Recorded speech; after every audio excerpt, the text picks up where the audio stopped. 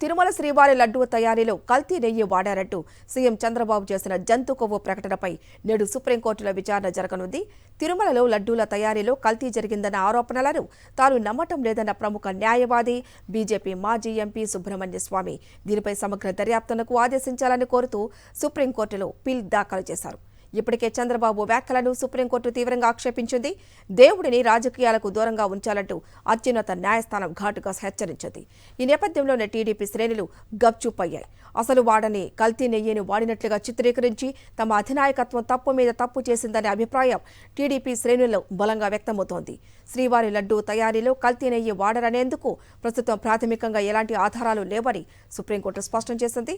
ఈ నేపథ్యంలో లడ్డూలో నెయ్యికి బదులు జంతువుల కొవ్వు వాడారంటూ సీఎం చంద్రబాబు చేసినటువంటి ఆరోపణలు పచ్చి అబద్ధాలనే విషయం స్పష్టమైంది. వనస్పతి ఆయిల్ మాత్రమే కల్తీ అయినట్లు ఎన్డీడీబీ రిపోర్టులో వచ్చిందని, ఆ రిపోర్టు వచ్చిన రోజే సీఎం చంద్రబాబుకు తాను చెప్పానని, ఆయన తన మాట పట్టించుకోలేదని యువ శ్యామలరావు వాపోతున్నట్టు ఆయన సన్నిహితులు చెబుతున్నారు. ఎన్డీడీబీ రిపోర్టులో జంతువుల కొవ్వు కలిసినట్లుగా ఎక్కడా స్పష్టంగా లేదని, కల్తీ నెయ్యి ట్యాంకర్లను వెనక్కి పంపామని, ఆ నెయ్యిని లడ్డూల తయారీకి వాడలేదని సీఎం చంద్రబాబుకు యువ శ్యామలరావు నివేదిక కూడా ఇచ్చారు.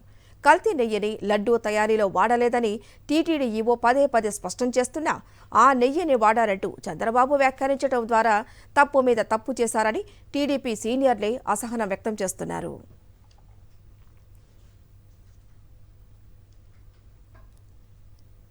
మరోవైపు సుప్రీంకోర్టులో విచారణ నేపథ్యంలో తిరుమల లడ్డు వివాదంపై సిట్ విచారణ నిలిపివేసింది. ఏపీ సర్కార్ సిట్ లేదా స్వతంత్ర సంస్థతో విచారణ జరపాలా అనే అంశంపై అభిప్రాయం చెప్పాలని సొలిసిటర్ జనరల్ను సుప్రీంకోర్టు కోరటంతో దర్యాప్తును నిలిపివేసి తిరుమల నుంచి వెళ్లిపోయారు సిట్ అధికారులు. ఇవాళ సుప్రీంకోర్టు ఇచ్చే ఆదేశాల ప్రకారం దర్యాప్తుపై తదుపరి నిర్ణయం తీసుకుంటామని డీజీపీ తిరుమలరావు స్పష్టం చేశారు.